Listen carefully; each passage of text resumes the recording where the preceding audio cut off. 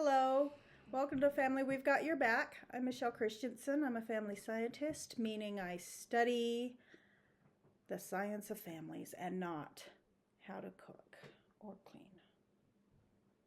But you're Because that's often a confusion when I say yeah, I'm a they family think this- scientist. They they think, think oh, it's home ec. homemaking. It's home ec. It's not home ec. It's not home ec. It's not home ec. Although I'm a very good homemaker. Yeah. When I want to be. Right? Yeah. Anyway, who are you? I'm Trent Christensen, and I'm really good at doing the counters. He is a good counter wiper. Yeah. So we'd switched our chores around because some people weren't doing theirs. Yeah. And the moment we asked the child that was causing all the problem, what chore will you do? We were told, and we switched chores around, and suddenly chores are getting done. Now, that may not be the solution for your family because you want your Yeah. children to do their any chore Right. you assign them. Well, good luck with that. We found what is working for us. Yeah. For now. Yeah. For You now. know, because we want them to do all the chores and not, But We're a team. We're a team, and you're only as strong as your weakest link in any team situation. And if one person isn't doing their job, then it makes it easier for other kids to rationalize away their own jobs because And so not and so doing them. didn't do it. why So should why I? should I? Yeah. You know? And so why get up and do something during the day Mm-hmm. when the house is a mess because it's not your job to do it. And if you do it, then it'll teach them. They don't have to. Mom will just do it for them. And so I refuse that. But anyway, so it was a bad cycle. And now we fixed it. We found a solution. So yay. What solutions can you find in your own family with regards to peacemaking this week? There you go. There's the segue. That's I the was segue. clever. Yeah, that's... No, Wasn't really much of a segue. no, it was terrible. Okay. So, the definition, the act of resolving conflict or avoiding it. This week, we're talking about no-nos. The no-nos of peacemaking. So, basically, it's things that you do that may cause the need for peacemaking skills or forgiveness skills, right? Because that's what we're talking about this month is forgiveness and peacemaking. Mm-hmm. And so we told you last week about peacemaking and forgiveness skills, right? Uh-huh. This week, we're saying behaviors to avoid so that you don't need to employ those, right? Yeah. And so the first one is making a joke at another's expense. Who's done that before? I think a lot of people Everybody? do that. Yeah, probably. You're a big... Oh, excuse Yeah, me. I- I'm hiccuping. You're a big tease. You're a really big tease. I am. And I try to not do it. sometimes it's really funny. And sometimes it's really, really not. Yeah.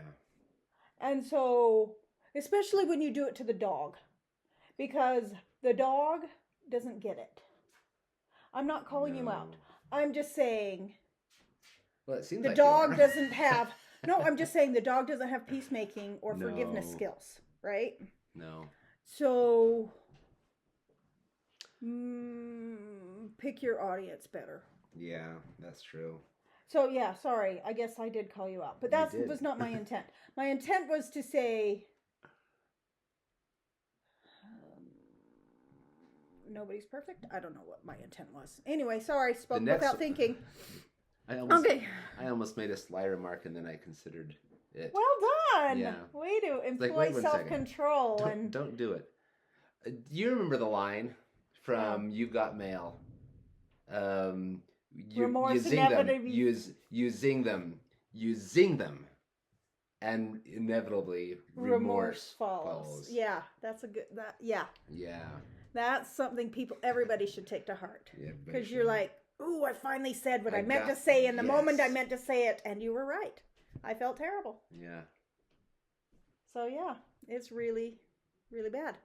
So the next one. Oh, come on. I thought my fingers worked. Apparently my fingers don't work. Boop. There you go.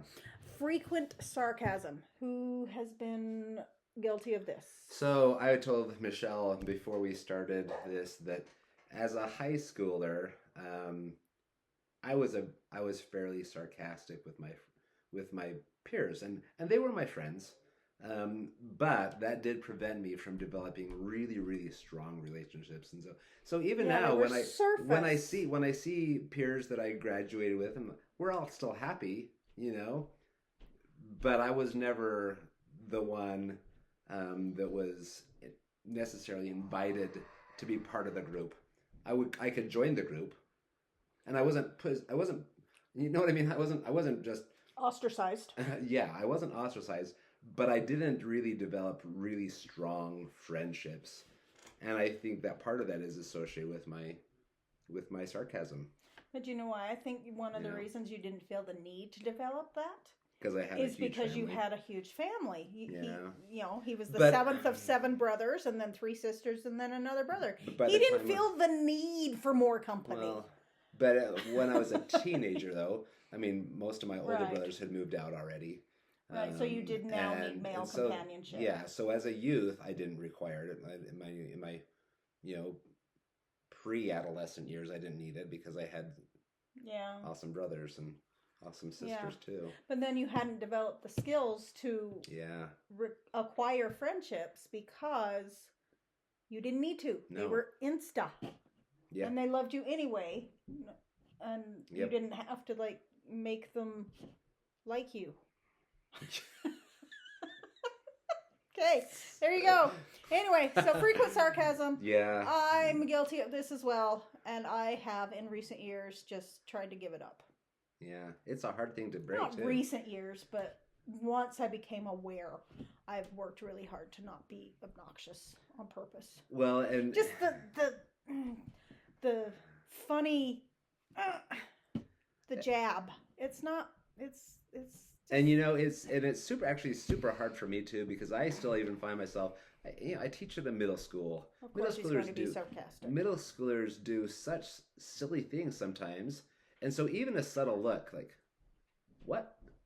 That's sarcasm. That's not. I don't know. It's sarcasm. Okay, it's like I'm taking advantage of a person in their awkward nature.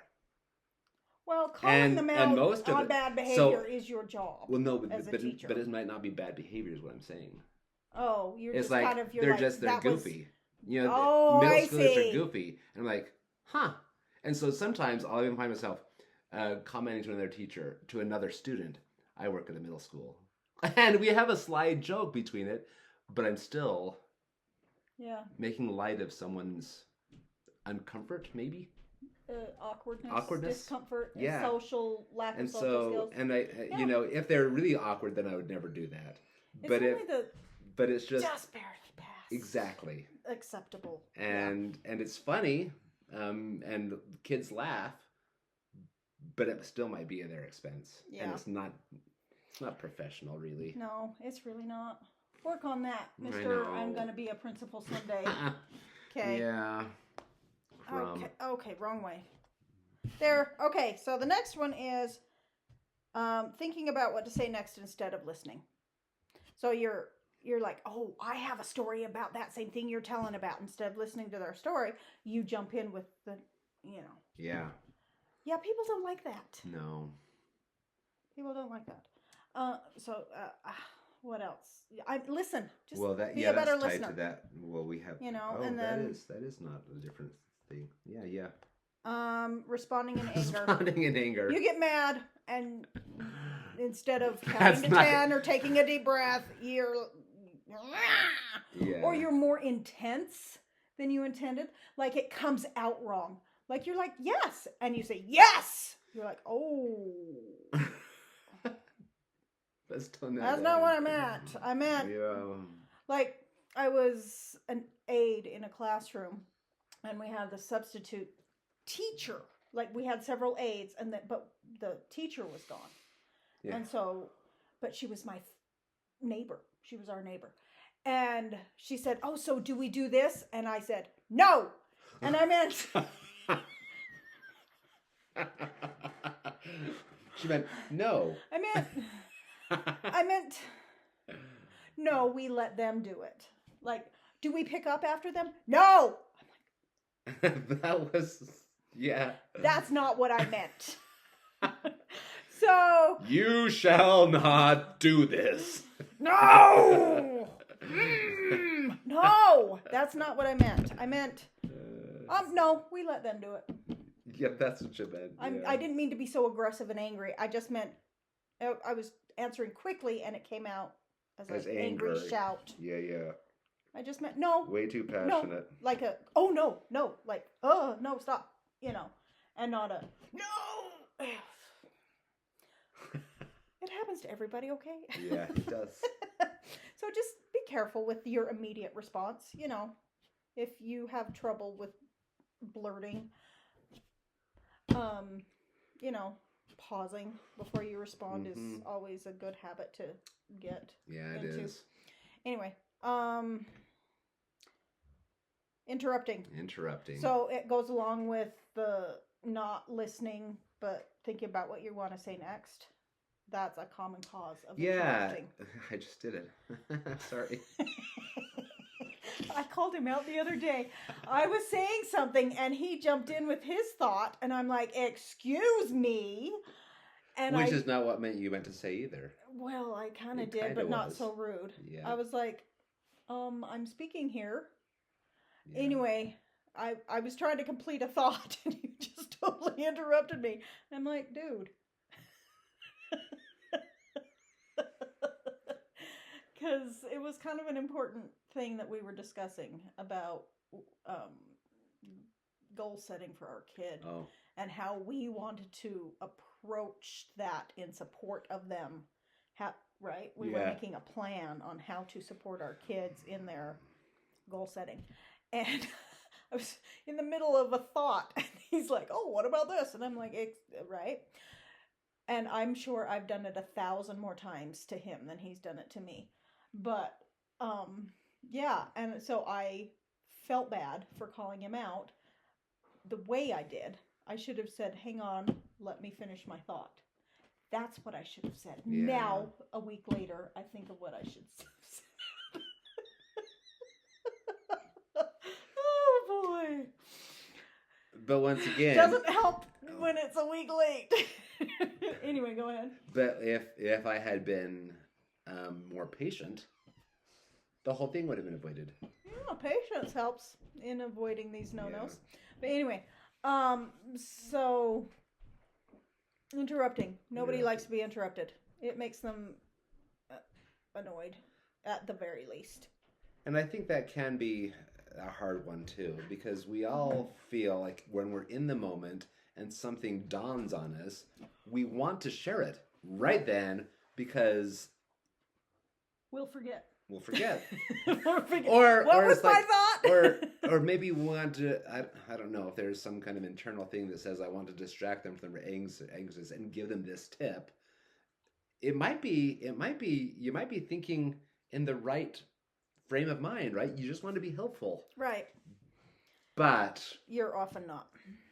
At least, yeah, you're sacrificing one thing for another thing, and you could have both. You can have the statement come out, and then when it's your turn, you give your counsel. And why, you shouldn't have to sacrifice anything when you're trying to peacemake. Right. How many times has the talking stick made fun of, but there's a reason it exists? Yeah. Just saying. Maybe have a figurative talking stick if you need help not interrupting. I don't know. Whatever. Figure it out for yourself. You said talking stick, and I thought about what about Bob and his puppet? Oh, that's creepy. I was thinking about Yours, Mine, and Ours with Dennis Quaid and Renee Russo. And she's the hippie with the talking stick, and she's like, you don't have the talking stick, so he walks over and takes it. Oh. Yeah. Problem solved. Problem solved. It's my turn to talk. That doesn't work Awesome. either. No, not a good. So anyway, figurative talking stick. Whatever works for you. Okay. Oh, Anyway. I just touched it. Oh, you did. You just skipped the one. Being false. Being false. Don't pretend. Oops, I went the wrong way. Don't pretend. Yeah. Feigning anything. Being. Oh, that's so nice. Or not even that, but like sometimes when somebody has done something to themselves because of their faulty actions, we just think karma. You know? But then you fake sympathy. And but you fake sympathy. Yeah. Because you want to be better. You want to appear to be a good friend, but inside you're really not. And so, I mean, yeah, being false is even awkwardly false, fake, whatever. being awkward and honest is, of course, a million times better than being fake and pleasant or cool. Yeah, or cool.